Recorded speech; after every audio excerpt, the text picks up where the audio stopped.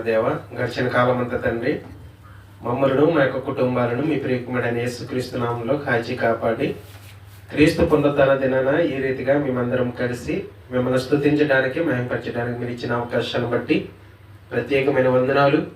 మేమైతే తండ్రి కొద్దిమందిగా కూడుకొని మిమ్మల్ని స్తుతించుచుండగా మా మధ్య మీరు ఉన్నారని మేము నమ్ముచున్నాము. మా ప్రార్థన ఆలకించి ప్రతిఫలం దయచేస్తారని మేము నమ్ముచున్నాము. మా దేవ, మాకేది అవసరమో సమస్త మెరిగిన మన గొప్ప దేవుడు ప్రతి అవసరతను మీ ప్రియకుమారుడైన యేసుక్రీస్తు నామములో తీర్చి మీరే మహిమ పొందమని కోరుకుంటూ కొద్ది నిమిషాలు మీ యొక్క పరిశుద్ధాత్మ సహాయంతో మీ మాటలు చెప్తుండగా మా తండ్రి వినగల చెవులను గ్రహింపగల హృదయాలను మీ పట్ల దయచేయండి. ఎక్కడ ఇద్దరు ముగ్గురు నామన్న కూడి ప్రార్థన చేస్తారో వారి మధ్య ఉంటారని సెలవించిన మా గొప్ప దేవుడు ముఖ్యంగా మా తండ్రి మా మధ్య నుండి మా తండ్రి మాతో ఉండి మా దేవ మాకు మంచి బలాన్ని ఆరోగ్యాన్ని మా తండ్రి వాక్చాతుర్యాన్ని ఆలోచనలు మంచి జ్ఞానాన్ని మాకు అనుగ్రహించమని కోరుకుంటూ ఈ చిన్న ప్రార్థన మీ బంగారు పాదంలో చేర్చుకుంటారని మా రక్షకుడు మీ ప్రియకుమారుడైన యేసుక్రీస్తు నామమున ఈ ప్రార్థనకు సమర్పించి వేడుకుంటున్నాం మా ప్రియ పరలోకపు తండ్రి, ఆమేన్. ప్రియమైన దేవుని పిల్లలందరికీ కూడా క్రీస్తు నామములో ప్రత్యేకంగా వందనాలు. మరి గడిచిన కాలం అంతా తండ్రి అయిన దేవుడు మనం ఎంతగానో ప్రేమించాడు, కాచి కాపాడి ఈ యొక్క ఉదయకాల సమయంలో ఆయన సన్నిధిలో మనమందరము ఈ రీతిగా మరి ఉండడానికి దేవుడు ఎంతగానో కృప చూపాడు. ఈ సమయాన్ని అనేక మంది చూడలేక కాలగర్భంలో కలిసిపోయినప్పటికీ దేవుడు మనల్ని ఎంతగానో ప్రేమించి సజీవులంగా మనందరినీ నిలబెట్టాడు. అందుకు తండ్రి అయిన దేవునికి వేలాది స్తుతులు స్తోత్రాలు చెల్లించబద్దులమైన యుగముల వరకు ఆయనకి మహిమ సమాధానము కలుగును గాక. మరి కొద్ది నిమిషాలు దేవుని యొక్క మాటలు మనం విందాం. తండ్రి అయిన దేవుడు పరిశుద్ధాత్మ సహాయంతో మన కొరకు రాయించి ఇచ్చిన మంచి ఆత్మ సంబంధమైన మాటలు మనం చూద్దాం. బైబిల్ గ్రంథంలో నుండి మొదటి సమూయేలు గ్రంథము 15వ అధ్యాయము 22వ వచనాన్ని ఒకసారి మనం చదువుదాం. మొదటి సమూయేలు గ్రంథము 15వ అధ్యాయము 22వ వచనము చదువుదాం.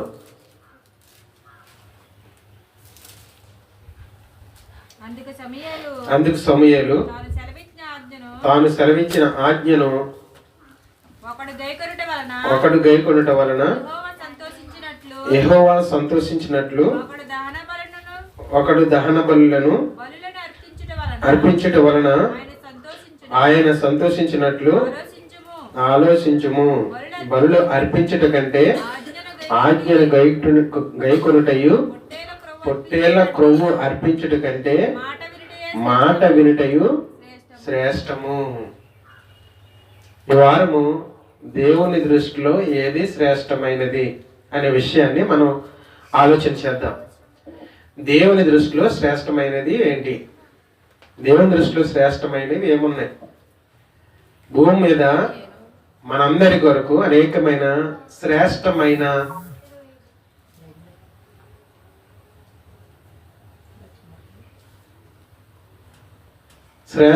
వాటిని దేవుడు తయారు చేసి మనకి ఇచ్చాడు. అర్థమవుతుందా? ప్రకృతిలో మనిషికి శ్రేష్టమైన వాటిని తయారు చేసి ఇచ్చాడు. అవి భూమి మీద మనం నివసిస్తున్నప్పుడు మనకు అవసరము. ఒక కాయగూరల కొట్టు దగ్గరికి వెళ్తే మంచివి, శ్రేష్టమైనవి అనగా మంచివి. పాడైపోయిన కాయగూరలు తెచ్చుకుని కూర వండుకోరు ఎవరు? అమ్మా, ఎవరైనా పాడైపోయిన కాయగూరలు తెచ్చిన కూర వండుకుంటారా? పాడైపోయిన వస్తువులు కొనుక్కుంటారా? పాడైపోయినది ఏది కూడా మనిషికి అవసరం లేదు. తండ్రి అయిన దేవుడు కూడా శ్రేష్టమైన వాటిని మానవులు కావాలి అని చెప్పి దేవుడు కోరుకున్నాడు. ఆ శ్రేష్టమైన వాటిలో అనేకమైన జంతువులు ఉన్నవి, అనేకమైన ప్రకృతిలో ఉన్న ప్రతి ఆశీర్వాదము మనకు దేవుడు మనకు అనుగ్రహించాడు. మనము శ్రేష్టమైనవి కోరుకుంటున్నప్పుడు తండ్రి అయిన దేవుడు కూడా శ్రేష్టమైనవి కోరుకుంటాడు. అందుకే మొదటి కాలంలో బలులు కోరుకున్నాడు. అవి క్రొవ్విన జంతువులు, అలాగే పావురాలు, అలాగే ఇంకా దహన బలులు అనేవి దేవుడు కోరుకున్నాడు. శ్రేష్టమైనవి మీరు నాకు అర్పించాలి. గోధుమ పంటలో కానీ, వరి పంటలో కానీ, అలాగే మానవుడికి పుట్టిన తొలి సంతానములో కానీ తండ్రి అనే దేవుడు మొదట కోరుకున్నాడు. రాను రాను వాటిని మానవులు ఆజ్ఞను అతిక్రమించి వాటికి చెందవలసిన అనుసరించాల్సిన పద్ధతులు మానేసి వాటిని అర్పించడం మొదలుపెట్టారు. దేవుడు ఎందుకు బలులు కోరుకున్నాడు మొట్టమొదట అని ఆలోచిస్తే, ఆ బలిని చూసి మానవుడు పాపం చేయకుండా ఉంటాడు. ఒక పావురము, నిష్కల్మషమైన పావురం, ఏ తప్పు చేయలేని పావురాన్ని చూస్తే మనకి ఎంత ముచ్చటేస్తుంది. అలాంటి ముచ్చటేసే పావురాన్ని బలిగా అర్పిస్తున్నాను నేను అని అనుకుని పాపం చేసిన వ్యక్తి బలర్పించేటప్పుడు ఆ పావురాన్ని ఆలోచిస్తూ, ఏ పాపము చేయలేని ఒక పావురము పాపము చేయబడిన నా కొరకు అర్పింపబడుతుందని ఆలోచన చేసిన మనిషి అలా ఆలోచన చేస్తే మానవుడు ఎప్పుడు తన మార్గాన్ని మంచి మార్గం వైపు నడిపించుకునేవాడు. రాను రాను ఏమైందంటే, మనిషి పాపం చేయడం, పౌరులను అర్పించడం, మనిషి పాపం చేయడం, జంతువులను అర్పించడం, మనిషి పాపం చేయడం, బలులు అర్పించడం, ఇది కామన్ గా జరుగుతూ వచ్చింది.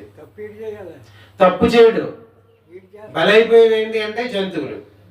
ఇప్పటికి కూడా సమాజంలో చాలా మటుకు చూడండి ఎంత భయంకరమైన పరిస్థితులు అంటే, సంవత్సరానికి ఒకసారి ఈ విధమైన రీతిలో మనుష్యులు వారికి వారు ఈ విధంగా అలవర్చుకోవడం అనేది దేవునికి ఇష్టమైన కార్యం కాదు. దేవునికి ఇష్టమైన కార్యం కాదు. ఎందువల్లంటే బైబిల్లో చెప్తున్నాడు, మొదటి సమూయేలు గ్రంథము 15వ అధ్యాయము 22వ వచనాన్ని ఒకసారి మనం చదివితే, ఒకడు దహన బలులను అర్పించటం వలన ఆయన సంతోషించిన ఆలోచించుము, బలులు అర్పించుట కంటే ఆజ్ఞను గైకొనుటయు. పాపం చేయకూడదనే ఆజ్ఞ ఉంది మనకి. పాపం చేయకూడదు. పాపము చేసి బలులు అర్పించుట కంటే పాపము చేయకుండాటే శ్రేష్టం. దేవుడు అది కోరుకుంటున్నాడు. నువ్వు పాపము చేసి బలర్పించే కంటే, చాలా మంది ఇంకో ఈ సంవత్సరం మేము బలర్పిస్తున్నామని చెప్పుకుంటున్నాము. మా టీంలో మా ఫ్రెండ్స్ చాలా మంది ఉన్నారండి. వీరు ఏం చేస్తుంటారంటే, ఇదిగో సంవత్సరానికి ఒకసారి ఇదిగో మేము ఈ విధంగా చేసుకుంటున్నాం రారని పిలుస్తుంటారు. అప్పుడప్పుడు మనం వెళ్ళకపోయినా కానీ అది ఎందుకు చేస్తున్నారు అని మనం వాళ్ళకి చెప్పడానికి అవకాశం ఎవరు? కానీ దేవుని దృష్టిలో చెప్తున్నాడు, ఇదిగో శ్రేష్టమైన వాటిని అర్పించడం కంటే నా ఆజ్ఞను అనుసరించడం మేలు. బలులు అర్పించడం కంటే నా ఆజ్ఞను అనుసరించడం మేలు. దహన బలులు అర్పించుట ఆయన సంతోషించిన ఆలోచించండి. ఆజ్ఞను గైకొనుటయు పొట్టేళ్ళు క్రొవ్వు అర్పించుట కంటే మాట వినుటయు శ్రేష్టము. అర్థమవుతుందండి? చాలా మంది ఏం చేస్తారంటే, మరియమ్మ కొండ అని చెప్పేసి విజయవాడలో ఒక క్రిస్టియానిటీకి సంబంధించిన ఒక కొండ ఒకటి ఉంది. అక్కడికి వెళ్ళిన తర్వాత చాలా మంది, ఇక్కడ కూడా ఈ రాజమండ్రి పరిసర ప్రాంతాల్లో కూడా ఒకటి ఉంది. ఇలాగా చెప్పుకుంటూ వెళ్తే క్రైస్తవులకంటే బయట ఉన్న వాళ్ళకి ఒకటి ఉంది కాబట్టి మనకు కూడా ఒకటి కావాలి. బయట ఉన్న వాళ్ళు ఒకటి అనుసరిస్తున్నారు కాబట్టి మనం కూడా ఒకటి అనుసరించాలి. అదే ఒక నానుడి ఏమైపోయింది,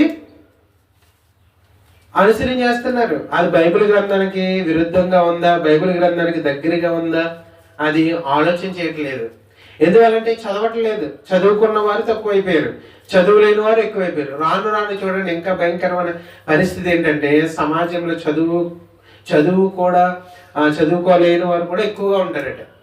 ఎందువల్లంటే చదువు అనేది వ్యాపారం అయిపోయింది, డబ్బుకు సంబంధించిన ముడిపడిపోయింది చదువు అనేది. ఒకప్పుడు చదువుకోవాలంటే చదువుకోవడానికి వెళ్ళడానికి ఇష్టపడేవారు కాదు. ఎందువల్ల అంటే అప్పుడు చాలా స్కూల్కి వెళ్ళాలంటే చాలా కష్టం. ఇంట్లో పనులు మానేసి పిల్లలు పంపించేవారు కాదు. ఎందుకంటే ఇంటి దగ్గర ఉంటే ఏదో ఒక పని వస్తుంది, అన్నో రూపాయో బేడో ఏదో కలిసి వస్తుంది అని చెప్పి పిల్లల్ని బయటికి పంపించేవారు కాదు. కానీ ఇప్పుడు అనేక మంది స్కూల్కి వెళ్తున్నా కూడా చదువుకోవాలనేటువంటి పరిస్థితులు, వాళ్ళ స్కూల్కి వెళ్తున్నా ఇంకో 2, 3 తెచ్చుకునే పరిస్థితులు.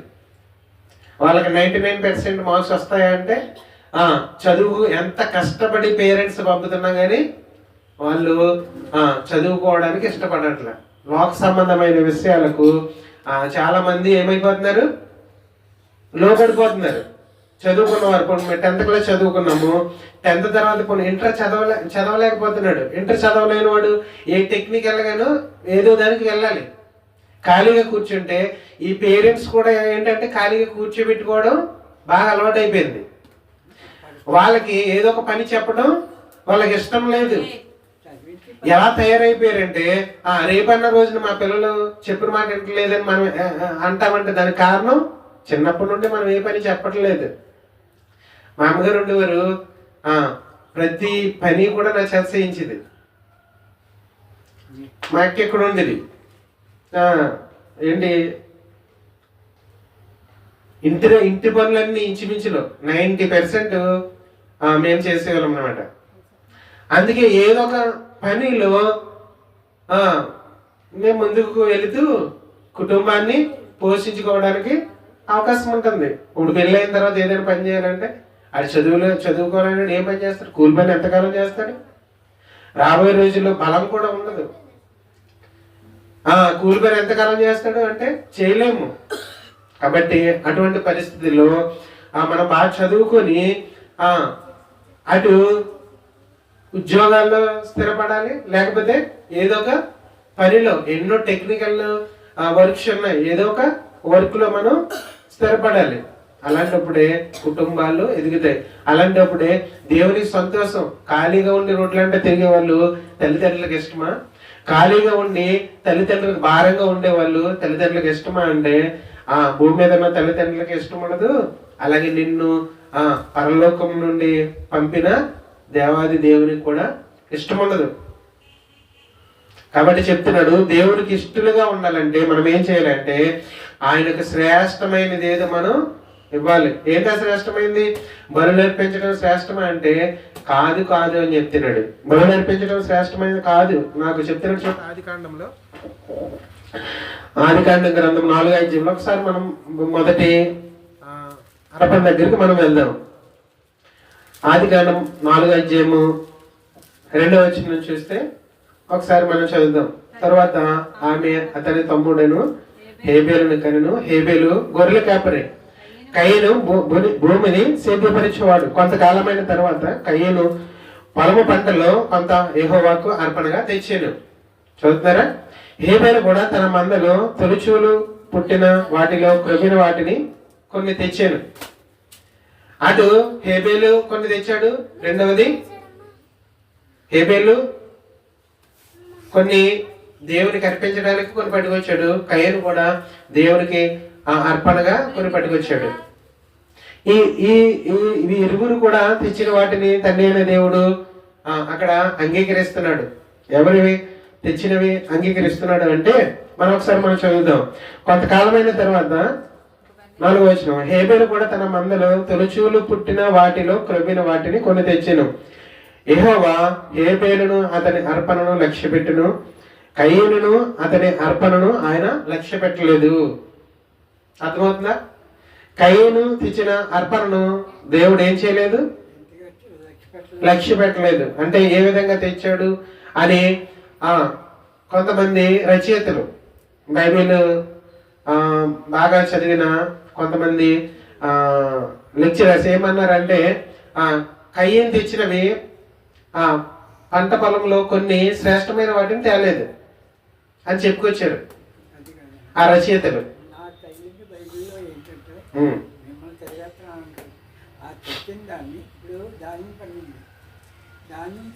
దేవుడు అలా పెట్టేస్తాను, పండింది కదా అని పట్టుకొచ్చి పెట్టేస్తాను.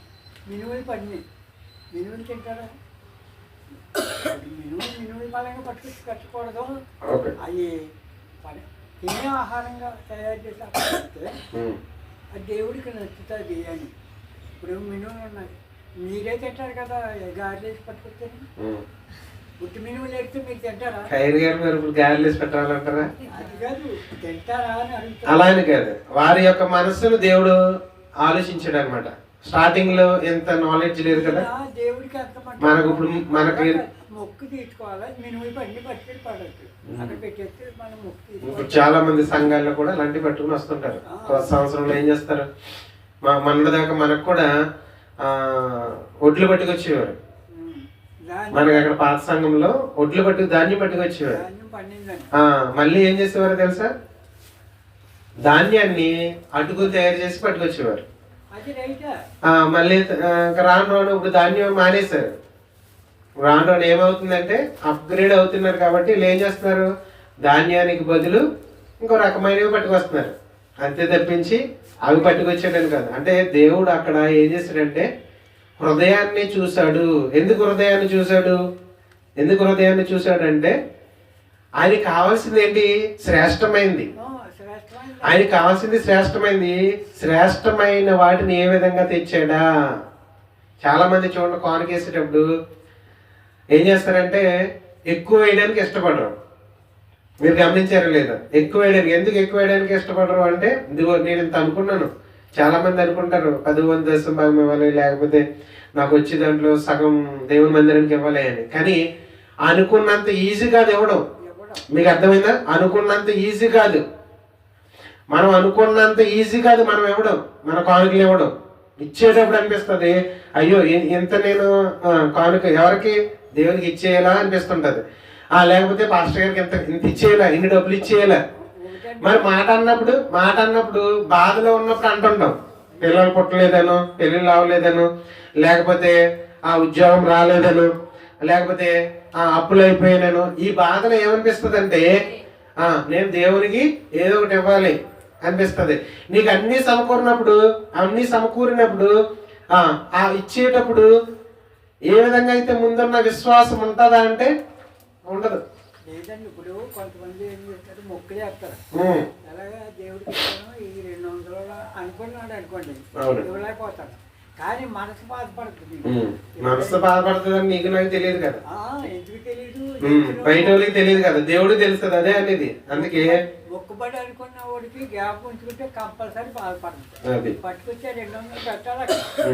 కాబట్టి 5వ వచనాన్ని ఒకసారి మళ్ళీ మనం చదువుతాం. కయ్యేను అతని అర్పణను ఆయన లక్ష్య పెట్టలేదు గాని, కాబట్టి కయ్యేను మిక్కులు కోపము వచ్చి అతడు తన ముఖము చిన్నబుచ్చుకొనగా, యెహోవా కయ్యేనుతో నీకు కోపమేలా, ముఖము చిన్నబుచ్చుకొని ఉన్నావేమి, నీవు సత్క్రియ చేసిన ఎడల తలని ఎత్తుకొనవా. ఇక్కడ కింద చెప్తున్నాడు చూడండి, కయ్యను అప్పుడు ఎందుకు అర్పించలేదు, పై మనం మాట్లాడేయటం కాదు, కిందకుంటా ఏమి రాయబడి ఉన్నదో చదవాలి. ఇక్కడ ఏం చెప్తున్నాడు, నీవు సత్క్రియ చేసిన ఎడల తల ఎత్తుకొనవా. అంటే సత్క్రియ చేశాడా, అర్పించాడని మనం అనుకుంటున్నాం.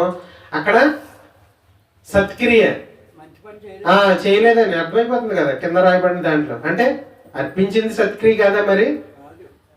అది మరి ఏమర్పించాడు, ఎలా అర్పించాడు? మీరు చెప్పినట్టుగా ఇప్పుడు అంటే అదే అంట, మీకు డైరెక్ట్ గా చెప్తే మీకు ఇందాక అర్థం కాలేదు. కాబట్టి నువ్వు సత్క్రియ చేసిన ఎడల నువ్వు తలెత్తుకొనవా, సత్క్రియ చేయని ఎడల వాకిట పాపము పొంచియుండును, నీ ఎడల దానికి వాంచగలుగును, నీవు దానిని ఏలుదు వరెను. చూసారా?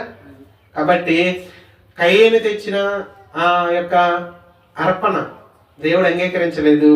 హేబేలు తెచ్చిన అర్పణను దేవుడు అంగీకరించాడు. ఎందుకంటే శ్రేష్టమైనవి.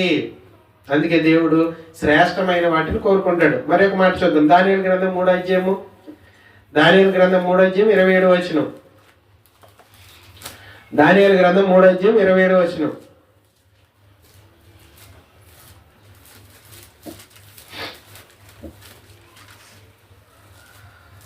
క్షమించాలి, కీర్తన గ్రంథం దానియేలు గ్రంథం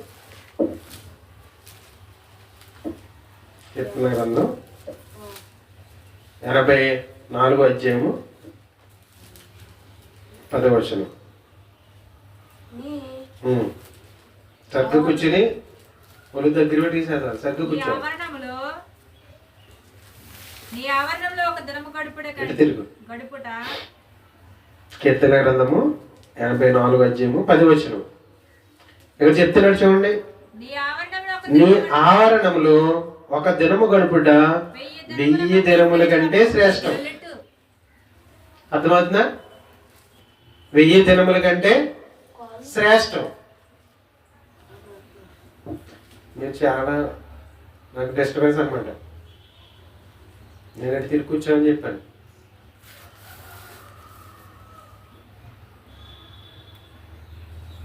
కీర్తనల గ్రంథము 84వ అధ్యాయము 10వ వచనం, నీ ఆవరణంలో ఒక దినము గడుపుట 1000 దినముల కంటే శ్రేష్టము. 4వ వచనంలో చూడండి, ఒక మాట చెప్తున్నాడు, నీ మందిరమునందు నివసించు వారందరూ కూడా ధన్యులు. అలా నివసించేవారు అంటే ఎవరైతే దేవుని మందిరంలో నివసిస్తారో, మొన్న ధన్యుల గురించి చెప్పుకొచ్చాను ఒక మాట. ధన్యుల గురించి చెప్పాను, ఎవరు ధన్యత కలిగిన వారు అనే విషయాలు గత వారంలో చెప్పాను. అలాగే ఏది దేవుని దృష్టిలో శ్రేష్టమైనది? శ్రేష్టమైనది ఏది అంటే ఇందాక ఏంటది శ్రేష్టమైనది? ఏమని నేర్చుకున్నాం ఇందాక వచనంలో? దేవుని మాట వినుట శ్రేష్టం.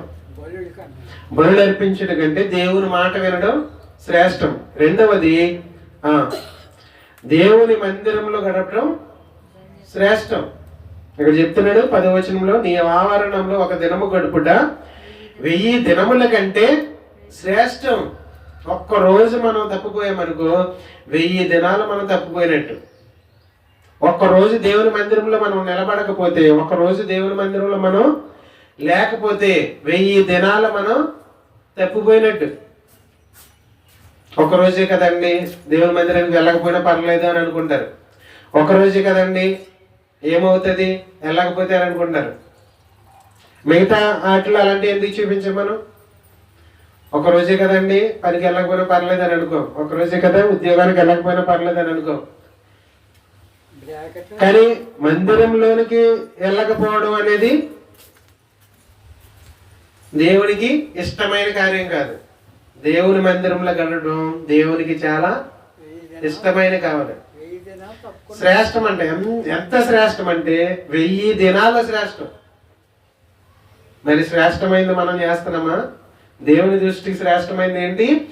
దేవుని మందిరంలో గడుపుటే దేవుని దృష్టికి శ్రేష్టమైనది. దేవుని మందిరాన్ని విడిచి మనం ఎన్ని పనులున్నా ఎన్ని కౌర్లు చెప్పినా మనకి శ్రేష్టంగా అనిపించదు అనమాట. మరి ఒక మాట కొరింథీయులకు రాసిన పత్రికలో ఒకసారి మనం చదువుదాం చూడండి. కొరింథీయులకు రాసిన పత్రిక 1వ అధ్యాయము తీయలే కొరింథీయులకు రాసిన పత్రిక 1వ అధ్యాయము 1 కొరింథీ 13వ అధ్యాయము 13వ వచనం. 1 కొరింథీ 13వ అధ్యాయం 13వ వచనం. కాగా విశ్వాసము, నిరీక్షణ, ప్రేమ ఈ మూడును నిలుచును, వీటిలో శ్రేష్టమైనది ప్రేమ. ప్రేమ ఉంటే ఈ మూడు ఆటోమేటిక్ గా ఉంటాయండి. ఏంట మూడు? ఒకటి విశ్వాసము, నిరీక్షణ, ప్రేమ. ఈ మూడిట్లో ప్రేమే శ్రేష్టమైందంట. ఎందుకు శ్రేష్టమైంది? ప్రేమ లేని వాడు పరలోకానికి అర్హుడు కాదు. గమనించాలి. ప్రేమ లేనివాడు నావాడు కాదు, ప్రేమ లేనివాడు దేవుని కుమారుడు కాదు. ప్రేమ గురించి యోహాను పత్రికలో కానీ యోహాను సువార్తలో కానీ ఎన్నో విషయాలు ఉంటాయి. అలాగే మొట్టమొదటి ఆజ్ఞ, నిన్ను వలె నీ పొరుగు వారిని ప్రేమించుము. ప్రేమ అనేది చాలా ప్రాముఖ్యమైనది, అందుకే శ్రేష్టమైనది అని చెప్తున్నాడు బైబిల్ గ్రంథంలో. ప్రేమ ఏం చేస్తుందంటే పైన ప్రేమ డంబముగా ప్రవర్తించదు, ప్రేమ అమర్యాదగా నడుచుకోనదు, ప్రేమ ఉప్పొంగదు, ప్రేమ త్వరగా కోపపడదు. అందుకు ప్రేమ ఎందుకు శ్రేష్టమైంది అంటే నువ్వు ఒకరిని ప్రేమిస్తున్నట్లయితే, అందుకే నిన్ను వలె నీ పొరుగు వారిని ప్రేమించుము అనే ఒక్క ఆజ్ఞలో బైబిల్ గ్రంథం అంతా కూడా మిళితమైందని చెప్తాడు. ఒక్క ఆజ్ఞ, ఆ ఒకే ఒక ఆజ్ఞను మనం అనుసరిస్తే మిగతా ఆజ్ఞలన్నీ ఆటోమేటిక్ గా మనం అనుసరిస్తున్నట్లే. ఒక్క ఆజ్ఞను మనం ఆ ఒక్క ఆజ్ఞ కదండి తప్పిపోతే పర్లేదు అని అనుకుంటే ఒక్క దినము 1000 దినములతో సమానం అన్నట్టుగా ఒక్క దినం ఒక్క ఆజ్ఞ మిగతా ఆజ్ఞలు ఏం చేస్తుంది? అనుసరించకపోతే చెడగొడుతుంది. అబద్ధం ఆడటమే కదండి అని మనం పర్లేదండి అని అనుకుంటే అబద్ధం ఏం చేస్తుంది తెలుసా? పాపానికి దారి తీస్తుంది. కోపమే కదండి పర్లేదు అనుకుంటే కోపం ఏం చేస్తుంది తెలుసా? నరహత్యకు దారి తీస్తుంది. వ్యభిచారమే కదండి ఒక ఆజ్ఞ కదా, తప్పిపోయినా పర్లేదు అని అనుకుంటే ఆ వ్యభిచారం నిన్ను ఏం చేస్తుంది? వ్యభిచారం ఊబిలోనికి నెట్టేసి నిన్ను నరకానికి పంపించేస్తుంది. కాబట్టి పాపం అనేది చిన్నదే, పాపం అనేది చిన్నదే. కానీ ప్రేమ అనేది నీ దగ్గర లేకపోతే ఆ పాపం ఏమైపోద్ది అంటే పురుడు పోసుకొని మ్రానై చెట్టే ఏమైపోతుంది? పెద్ద వృక్షం అయిపోతుంది. అందుకే పాపం అనగా చిన్నగా చిన్నగా ఉన్నప్పుడే, అందుకంటారు పెద్దల సామెతగా ఏమంటారు? మొక్కై వంగనది మ్రాను. మ్రాను అనగా మొక్క అనగా మొక్క, మొక్క అనగా చిన్నది, మ్రాన్ అనగా పెద్దది. మొక్కగా ఉన్నప్పుడు వంకరగా వెళ్ళిపోకుండా మనం ఏం చేయాలి? మనం ఏం చేయాలి? నిదానంగా నిలబెట్టుకోవాలి. అందుకే ఏదైనా మొక్కలు పాతేటప్పుడు దానికి నిదానమైన కర్రను పెట్టి పాతుంటారు, కర్రను పెట్టి పాతుంటారు. ఎందుకు అంటే ఆ కర్ర ఏ విధంగా అయితే నిదానంగా పాతుతారో అదే నిదానంలో మొక్క వెళ్ళాలని దానికి సపోర్ట్ గా పెడతారనమాట. కాబట్టి విశ్వాసంలోకి వచ్చిన మనకు కూడా పరిశుద్ధాత్మ అనే సపోర్ట్ తో మనం ముందుకు వెళితే మనం ఏం చేస్తాం? నిదానంగా దేవుని మార్గంలో, యేసుక్రీస్తు మార్గంలో మనం నిదానంగా వెళ్తుంటాం. విశ్వాసంలో మనము ముందుకు వెళ్తుంటాం. కాబట్టి ప్రేమ, నిరీక్షణ, విశ్వాసము ఇవన్నిటిలో ఏది శ్రేష్టమైంది? ఏది శ్రేష్టమైంది? ప్రేమ మాత్రమే శ్రేష్టమైంది. అందుకే ప్రేమంట ప్రేమిస్తేనంట పగ పెట్టుకోరట. కొంతమంది ప్రేమించి ఏం చేస్తున్నారు తెలుసా? నరికేస్తున్నారు. కొంతమంది చంపేసి కుక్కర్లు ఉడికించేస్తున్నారు ప్రేమించుకున్న వాళ్ళు. ఈ విధమైన ప్రేమ లోకంలో ఉంది. కుక్కర్లో ఏంటి ముక్కలుగా కోసేసి కుక్కర్లో ఉడికించేస్తున్నారు మాంసాన్ని. ఏ విధంగా మటన్ కొట్టుకోడు ఏ విధంగా అయితే దుమ్ముని సెపరేట్ చేస్తాడో ఆ విధంగా సెపరేట్ చేసి ఆ మాంసాన్ని కుక్కర్లో ఉడికిస్తున్నారు అనమాట. భయంకరమైన పరిస్థితికి ఈ రోజు ఏమైపోయింది? ప్రేమ చేరిపోయింది. ఆ ప్రేమ పేరుతో భయంకరమైన పరిస్థితులు ఏర్పడుతున్నాయి. ఆ ప్రేమ పేరుతోటే నిజమైన ప్రేమ ఏమైపోయిందంటే కల్మషమైన ప్రేమగా మారిపోయింది. సమాజంలో నిజమైన ప్రేమ లేదు, కానీ యేసుక్రీస్తులో నిజమైన ప్రేమ మాత్రమే దొరుకుతుంది. కల్మషం లేని ప్రేమ ఎక్కడైనా ఉందంటే అది ఒక క్రీస్తు ప్రేమలో మాత్రమే దొరుకుతుంది. కల్మషమైన ప్రేమ, నిష్కల్మషమైన ప్రేమ. ఎంత ప్రేమ అంటే యేసుక్రీస్తు నిన్ను ప్రేమించాడు కాబట్టి ఆయన ఈ లోకానికి వచ్చి నిన్ను కొనుక్కున్నాడు తన రక్తము ద్వారా. నీ కొరకు తన రక్తాన్ని అర్పించాడు. అంతటి ప్రేమ యేసుక్రీస్తులో ఉన్నది. మరి ఎవరిలోనే ఉన్నదా అంటే లేదు. మనుషుని రక్షించడానికి యేసుక్రీస్తు ప్రేమ స్వరూపే వచ్చాడు. మనుషుని రక్షించడానికి యేసుక్రీస్తు ప్రేమను ధరించుకుని వచ్చాడు. ఆయన దగ్గర ఆయుధాలు లేవు, కత్తి లేదు, తుపాకీ లేదు, ఏమీ లేదు, చాకు లేదు, ఏమీ లేదు. వాక్యం అనే ప్రేమతో యేసుక్రీస్తు లోకానికి వచ్చాడు. ప్రేమమయుడు ఆయన, ప్రేమ స్వరూపి అని ఉంటది బైబిల్ గ్రంథంలో. ఆయన ఎంత ప్రేమమయుడు అంటే నిన్ను పాపము నుండి నరకము నుండి నిన్ను తప్పించడానికి ఆయన ప్రేమ స్వరూపుగా వచ్చాడు. నిన్ను రక్షించడానికి. నీ కొరకు ప్రాణం పెట్టేవాడు ఎవడైనా ఉన్నాడా? నీ భర్త నీ కొరకు ప్రాణం పెడతాడా? నీ కుమారుడు నీ కొరకు ప్రాణం పెడతాడా? నీ భార్య నీ కొరకు ప్రాణం పెడతాదా? నీ కుమార్తె నీ కొరకు ప్రాణం పెడతాదా? ప్రాణం దాకా వద్దండి, నా కిడ్నీ పోతే కిడ్నీ ఇస్తుందండి నా భార్య, నాకు బ్లడ్ తక్కువ అయితే బ్లడ్ ఇస్తుందండి భార్య, నాకే తక్కువ ఉంది నేనెవరికైనా అంటారు. అవసరం అయితే నా కిడ్నీ నాకున్నది ఒకటే కదా నీకు ఇచ్చేది నేనేం చేయను అంటారు. కాబట్టి అంటే భార్య ప్రేమ కూడా మారిపోయే పరిస్థితి ఉంటది, భర్త ప్రేమ కూడా మారిపోయే పరిస్థితి ఉంటది. కానీ యేసుక్రీస్తు ప్రేమ ఎప్పటికీ మారని ప్రేమ అయింది. మారని ప్రేమ ఆయన, మారని ప్రేమ. ఇక్కడ మనిషి మామూలు ఆకారం నడుస్తుంది కానీ ఆత్మ మాత్రం దేవుడి దగ్గరే ఉన్నది. లేకపోతే ఆయన ఈ కోటలేదో కూడలేదని ఈ కోటలు వేసేటప్పుడు ఎన్ని గొడవలు వచ్చినావు. కాబట్టి ప్రియమైన దేవుని పిల్లరా, మనం ఆలోచన చేద్దాం. అటువంటి ప్రేమ ఎలాంటిదంట? శ్రేష్టమైనదంట. అటువంటి ప్రేమ యేసుక్రీస్తు మనకు పంచిచ్చాడు. ఊహించుకుందాం మనం. చూడండి మరి ఒక మాట, ప్రేమ దేవుని మందిరంలో ఏంటి శ్రేష్టమైనది? ఏంటి? నువ్వు స్కూల్కి వెళ్ళి కూడా అదేంట ఆట వెంటలేదన్నమాట. దేవుని దృష్టిలో శ్రేష్టమైనది ఏంటి? మొట్టమొదటి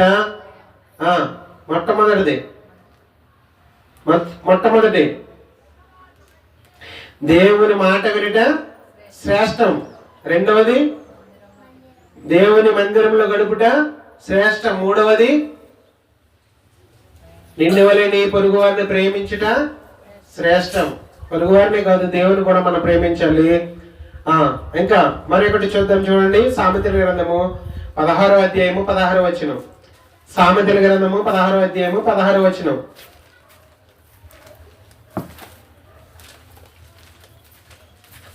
సామెతల గ్రంథము 16వ అధ్యాయము 16వ వచనం. చదవాలి, తీసిన వాళ్ళు స్పీడ్గా తీయాలి. తల్లి, అపరంజిని సంపాదించుట కంటే జ్ఞానమును సంపాదించుట ఎంతో శ్రేష్టము. అపరంజిని సంపాదించుట అంటే, అమ్మ వింటున్నారా?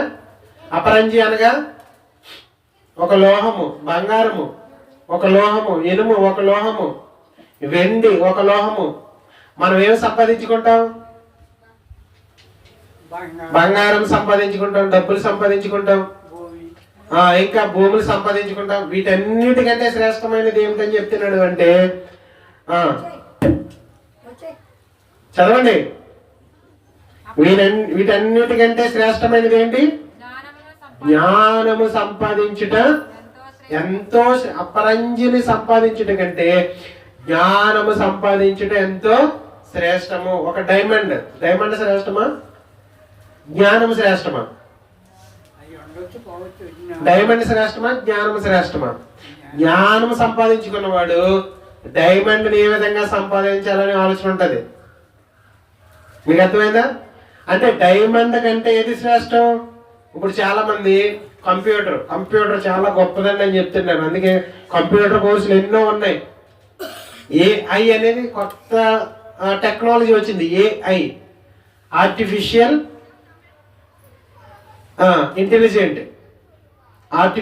ఏఐ అనమాట. ఆర్టిఫిషియల్ అంటే ఏ విధంగా తయారు చేయలేవు. ఇప్పుడు నీకు వస్తువు నీకు ఒక ఆలోచన లేదు. ఆ ఆలోచనలో ఆ యొక్క యాప్ని డౌన్లోడ్ చేసుకుని ఇదిగో నేను ఏ విధంగా ఎదగాలనుకుంటున్నాను, ఏం చేయాలని చెప్పేసి ఆ యాప్తో మాట్లాడితే ఆ యాప్ చెప్తుంది ఈ విధంగా ఉంటే ఈ విధంగా జరుగుతుంది అని.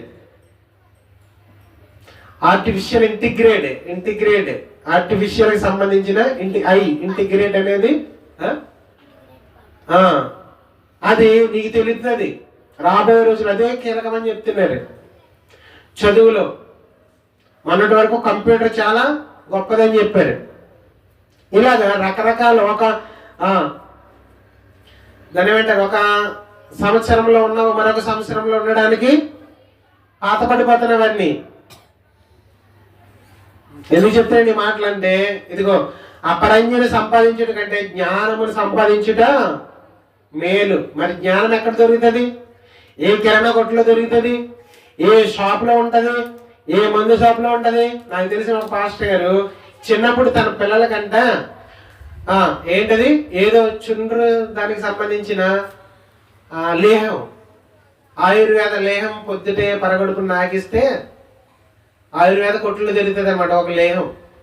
ఆ లేహాన్ని చిన్నప్పటి నుండి 10 సంవత్సరాలు 5 సంవత్సరాలు తర్వాత ఆ లేహాన్ని డైలీ కొంచెం కొంచెం ఆ పిల్లలకి తినిపిస్తే మంచి జ్ఞానవంతుడు అయిపోతాడండి అని చెప్పి తినిపించాడు ఒక ఆయన. ఇప్పటికీ వాళ్ళు ఎలా ఉన్నారంటే మొద్దుబారిపోయిన వాళ్ళ ఉన్నారు పిల్లలు చూస్తే. అలాంటివి బైబిల్ తెలిసిన వాళ్ళు అలాంటివి చేశారు, తెలియని వాళ్ళు చేస్తున్నారు. అర్థమవుతుందా? కానీ అవి కాదు. జ్ఞానం అంటే యేసు క్రీస్తుని వెంబడించడమే జ్ఞానం. దేవుని తెలుసుకోవడమే జ్ఞానం బైబిల్ గ్రంథంలో చెప్తాడు కదా, యేసుక్రీస్తుని గురించి తెలుసుకోవడమే జ్ఞానం. జ్ఞానం అంటే ఏంటి? సామెతల గ్రంథంలో చెప్తాడు, దేవుని యందు భయభక్తులు కలిగి ఉండుటే జ్ఞానానికి మూలము. అర్థమవుతుందా? ఆయన త్రోవల యందు నడుచుటే జ్ఞానము. సామెతల గ్రంథం అంతా చదవండి, మీకు జ్ఞానం గురించి చాలా చెప్తాడు అనమాట. యెహోవాయే జ్ఞానం ఇచ్చేవాడు, తెలివి వివేచనయు ఆయన నోట నుండి వచ్చును. ఆయనే జ్ఞానము నీ హృదయము తెచ్చును, తెలివి నీకు మనోహర మగును. అర్థమవుతుందా? జ్ఞానం ఎక్కడ దొరుకుతుంది అంటే, జ్ఞానం గురించి యేసుక్రీస్తు ప్రభువు వారు చెప్తున్నాడు అనేక సార్లు, యెహోవా యందు భయభక్తులు కలిగి ఉండటే ఆ జ్ఞానము, ఆయన చెడుతనమును విసర్జించుటే జ్ఞానము. ఇంకా మీరు ఇంటికెళ్ళి ఈ సామెతల గ్రంథం అంతా చదువుకోండి. జ్ఞానం అనగా ఏంటి అంటే, ఇదిగో నీ యొక్క అపరంజి అంటే అపరంజిని సంపాదించుట కంటే జ్ఞానము సంపాదించుకొనుట మేలు అని చెప్తున్నాడు. ఎంతో శ్రేష్టము. ఇంకా వెండిని సంపాదించుట కంటే తెలివిని సంపాదించుట ఎంతో మేలు. కింద చెడుతనము విడిచి నడుచుటయే యథార్థవంతులకు రాజమార్గము. చూసారా? ఏది శ్రేష్టము? ఏది శ్రేష్టం అంటే, మొట్టమొదట దేవుని మాట వినట శ్రేష్టము, దేవుని మందిరంలో గడుపుట శ్రేష్టము, నిన్ను వలె నీ పొరుగు వారిని ప్రేమించడం శ్రేష్టము. అలాగే అపరంజి సంపాదించుట కంటే జ్ఞానము సంపాదించుకొనుట శ్రేష్టము. చూసారా? ఈ మాటలన్నీ మన హృదయాల్లో ఉండాలి, జ్ఞాపకం పెట్టుకోవాలి. చివరిగా ఒక మాట చూద్దాం. హెబ్రీయులకు రాసిన పత్రిక 11వ అధ్యాయము 16వ వచనం. హెబ్రీయులకు రాసిన పత్రిక 11వ అధ్యాయము 16వ వచనం. చివరిగా మాట చూసి మరి చాలా సమయం అయింది కనుక 11, 16. అయితే వారు మరీ శ్రేష్టమైన దేశమును అనగా పరలోక సంబంధమైన దేశమును కోరుచున్నారు. అందుచేత తాను వారి దేవుడినని దేవుడు వారిని గూర్చి సిగ్గుపడడు. ఎలాగనగా ఆయన వారి కొరకు ఒక పట్టణమును సిద్ధపరిచి ఉన్నాడు. ఆ పట్టణం ఎలాంటిదంట? శ్రేష్టమైన పట్టణం. అమ్మ, భూలోకం శ్రేష్టమైందా అంటే, భూమి ఎప్పుడు ఏమైపోతుందో తెలియదు. భూమి ఎక్కడుంది ఎంతకి? అమ్మా, భూమి ఎక్కడుంది? మీకు తెలిసి ఎక్కడుంది? భూమి ఎక్కడుంది? భూమి అడుగుపైన ఉందంటారా? భూమి ఎక్కడుంది? భూమిలో ఎక్కడైనా ఉందా? భూమి ఎక్కడుంది? నీటి మధ్యలో ఉందా? భూమి ఎక్కడుందో తెలుసా? భూమిని దేవుడు శూన్యములో వేలాడదీసెను. శూన్యం అంటే దీనికి పిల్లర్స్ లేవట. మనం ఈ యొక్క రేకి పిల్లర్స్ లేకుండా నిలబడుతుందా? నిలబడదు. ఈ ఫ్యాను ఏమీ లేకుండా తిరుగుతుందా? తిరగదు. ఏదో ఒక సపోర్ట్ ఉండాలి. ఈ స్టాండ్కి ఏదో ఒక సపోర్ట్ ఉండాలి. ఈ మైక్కి ఏదో ఒక సపోర్ట్ ఉండాలి నిలబడాలంటే. మరి భూమికి, ఈ చిన్న వస్తువులకి ఏదో ఒక సపోర్ట్ ఉండాలి. మనకి ఏదో ఒక సపోర్ట్ లేకపోతే మనమే పడిపోతాం. ఒంటికాల మీద నిలబడగలమా? ఎంత టైం నిలబడగలుగుతాం? నిలబడలేము. మరి భూమికి సపోర్ట్ ఉందా అంటే, భూమిని శూన్యములో వేలాడదీసెను. భూమికి ఏంటి? గురుత్వాకర్షణ శక్తి ఉంది. అది దేవుడిచ్చాడు, కంటికి కనపడదు. అది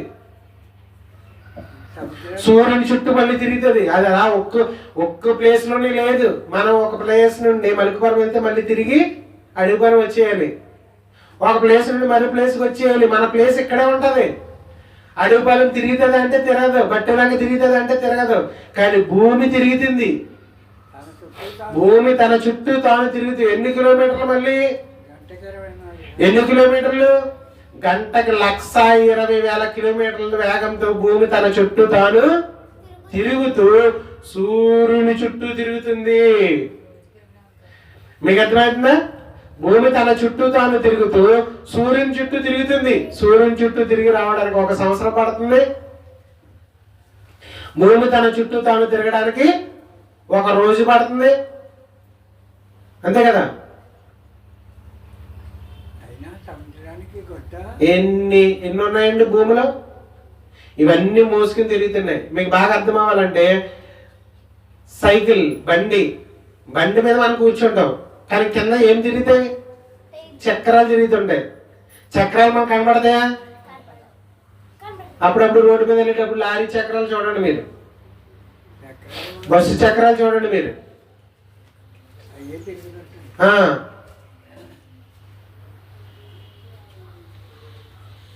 అలా ఉన్న మన పరిస్థితి. పొద్దుట తెచ్చా గ్యాస్ వదిలిపెట్టి వచ్చేసినట్టు ఉంది ఆవిడ. నడిపోతాయి అంతే.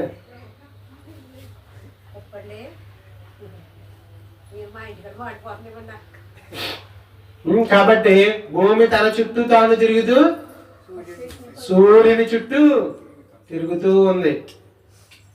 కాబట్టి ప్రియమైన దేవుడు ఆలోచన చేయండి. ఎందుకు మాట చెప్తున్నానంటే, దేవుడు భూమిని ఏం చేశాడు, గాలిలో నిలబెట్టాడు. ఎందుకు గాలిలో నిలబెడితేనే మనం గాలేసలు వేస్తున్నాం అప్పుడప్పుడు. మీకు అర్థమైందా? మనల్ని కూడా గాలిలో నిలబెడితే దేవుడు మనం ఏం వేస్తలేస్తాం, గాలేసలు వేస్తుంటాం అప్పుడప్పుడు. కాబట్టి భూమికి పునాది వేశాడు. భూమికి ఎలా వేశాడు పునాది అంటే గాలిలో నిలబెట్టాడు. వాటికి భూమి ఆకర్షణ శక్తిని ఇచ్చాడు అనమాట. భూమి ఆకర్షణ శక్తిని ఇచ్చాడు దేవుడు. అటువంటి శక్తి ఏమైంది,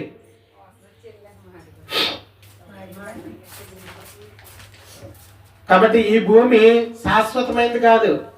దేవుడు చెప్తున్నాడు, ఏలయనగా ఆయన వారి కొరకు ఒక పట్టణము సిద్ధపరిచి ఉన్నాడు. మన కొరకు ఒక పట్టణాన్ని సిద్ధపరిచాడు. భూమిని ఏ విధంగా అయితే సిద్ధపరిచాడు, ఒక పట్టణం పరలోకాన్ని కూడా దేవుడు ఏం చేశాడు, సిద్ధపరిచాడు. పరలోక పట్టణం అది. మానవుడు ప్రయాణం చేసే ఆ ప్రయాణం ఎక్కడితో ముగిస్తుందంటే, మనం ఎక్కడి నుంచి అయితే వచ్చామో, మనం ఎక్కడి నుంచి వచ్చామమ్మా, ఎక్కడి నుంచి వచ్చాం, మా ఇంటి దగ్గర నుంచి వచ్చామంటారా, ఎక్కడి నుంచి వచ్చాం, అది పరలోకంలో నుంచి దేవుని దగ్గర నుండి వచ్చాం మనం. అదే మళ్ళీ సైక్లింగ్ అంటారు దాన్ని. పరలోకంలో నుండి తల్లి గర్భంలోకి భూమి మీదకి వచ్చాము. భూమి నుండి మళ్ళీ చావు పేరుతో మనం ఎక్కడికి వెళ్ళాలి, పాతాళ లోకానికి వెళ్ళాలి. దేవుని తీర్పు పేరుతో పాతాళ లోకంలో ఉన్న పరదేశంలో ఉన్న మళ్ళీ మనము మళ్ళీ తిరిగి ఎక్కడికి వెళ్ళాలి, పరలోకానికి వెళ్ళాలి. ఈ మూడు లోకాల గురించి చాలాసార్లు చెప్పాను మీకు. మనిషి చనిపోయి ముందు ఈ మూడు లోకాల గురించి తెలుసుకోకపోతే మనిషి ఎక్కడికి వెళతాడో కూడా తెలియదు. కాబట్టి ఖచ్చితంగా చదువున్నా చదువు లేకపోయినా, జ్ఞానం జ్ఞానం లేకపోయినా, ఈ మూడింటి గురించి మాత్రం ఖచ్చితంగా మనం తెలుసుకోవాలి. చెప్తున్నాను కదా, ఈ మన ప్రయాణం ఎక్కడి నుంచి వచ్చాము, మళ్ళీ తిరిగి అక్కడికే వెళ్ళాలి. ఉదయాన్నే వెళ్ళిపోతాయండి 4 గంటలకి ఆర్టీసీ బస్సులు రాజోల డిపోలో నుండి. తెల్లారగట్ట ఫస్ట్ బస్సు తీయాలి, 4:10కి తీయాలి బస్సు తెల్లారగట్ల. మళ్ళీ సాయంత్రం 4, 5, 6, 7, 9, 10 అయ్యేటప్పటికి మళ్ళీ ఎక్కడికి వచ్చేయాలి, అక్కడికే వచ్చేయాలి. ఏ ప్రాంతం నుండి అయితే నువ్వు మనుగడ స్టార్ట్ చేసావో మళ్ళీ తిరిగి అదే ప్రాంతానికి మళ్ళీ తిరిగి నీవు వచ్చేయాలి. అదే చెప్తున్నాడు తండ్రి అయిన దేవుడు. ఈ లోకం శ్రేష్టమైంది కాదు, పరలోకమే శ్రేష్టమైందని చెప్తున్నాడు. మళ్ళీ చదవన్నమాట 16వ వచనం. అయితే వారు మరీ శ్రేష్టమైన దేశమును అనగా పరలోక సంబంధమైన దేశము కోరుచున్నారు. కాబట్టి ఈ భూమి శాశ్వతమైనది కాదు, శ్రేష్టమైనది కాదు. దీంట్లో అనేకమైన మనల్ని ఆకర్షించవచ్చు. డబ్బు, బంగారం, ఇత్తడి, రాగి, ఇనుము ఇవన్నీ మనల్ని ఆకర్షించవచ్చు. కంటికి కనబడే ప్రతిదీ మనల్ని ఆకర్షిస్తుంది. ఈ ఆకర్షణలో పడి మనం పరలోక రాజ్యాన్ని, ఇంకా గొప్పదైన శ్రేష్టమైన పరలోక రాజ్యాన్ని మనం వదులుకోకూడదు. గమనించండి ప్రియమైన దేవుని పిల్లరా, అంత గొప్ప పరలోక రాజ్యాన్ని మనం వదులుకుంటే మనం ఎక్కడికి పోతాం, నరకానికి వెళ్ళిపోతాం. ఆ నరకానికి వెళ్ళిపోకుండా ఉండాలి అంటే యేసుక్రీస్తును మన సొంత రక్షకునికి అంగీకరించి ఆయన చూపిన మార్గంలో మనం ముందుకు వెళ్ళాలని కోరుకుంటూ, శ్రేష్టమైనవి ఏంటి? తండ్రి అయిన దేవుని దృష్టిలో మానవుడు మనకి ఇచ్చిన శ్రేష్టమైన విషయాలు ఏంటి? ఒకటి, దేవుని మాట వినుట శ్రేష్టము. 2, దేవుని మందిరంలో గడుపుట శ్రేష్టము. 3, నిన్ను వలె నీ పొరుగు వారిని ప్రేమించుట శ్రేష్టము. 4, చెప్పండి.